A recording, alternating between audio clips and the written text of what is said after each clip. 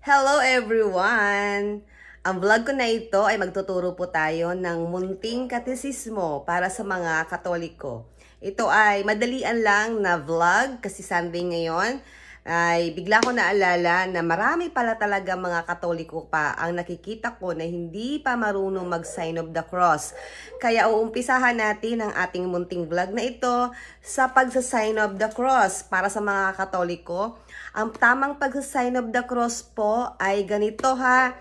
Gagamit po tayo ng ating mga daliri, buong lakas, 5 pirasong daliri na buong lakas natin ilalagay sa ating noo na sasabihin natin ng sa ngalan ng Ama at ng Anak sa tiyan at sa kaliwa, Espiritu Santo at ang kamay ay dapat naka-Amen. Hindi po tama yung hahalikan pa natin. Kasi noong unang panahon, ang mga tao, yung mga kanununuan natin, nasanay sila kaya hinahalikan nila o nilalagay nila sa ilong ang kamay nila kasi may hawak silang rosaryo. Pero ang tamang pagsa-sign of the cross talaga ay sa ngalan ng Ama at ng Anak at ng Espiritu Santo. Amen. Ganun po ang ating pag-sign of the cross. May nakikita pa ako mga nag-sign of the cross na ang bibilis. Ganun-ganun lang sila. Hindi po.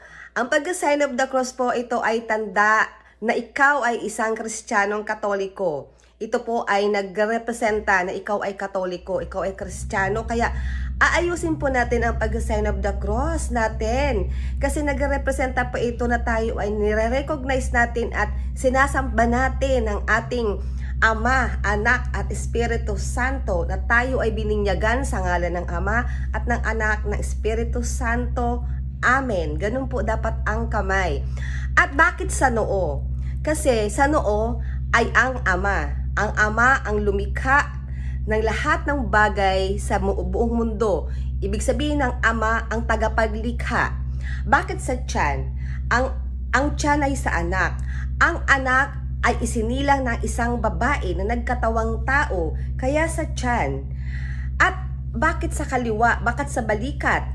Kasi ang Espiritu Santo ay nagrepresenta na ito ay pakpak or yung dove, yung kalapate. Di ba nagpakita ang Espiritu Santo sa pamamagitan ng kalapate, ng dove?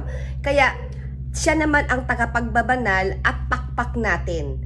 Kaya ang ating sign na tanda na tayo ay isang Katoliko, pag nag-sign of the cross tayo, lagi natin tatandaan na lagi natin isasama ang Ama na tagapaglikha, Anak na tagapagligtas, Espiritu Santo sa kaliwa ang una, Espiritu Santo na tagapagpabanal.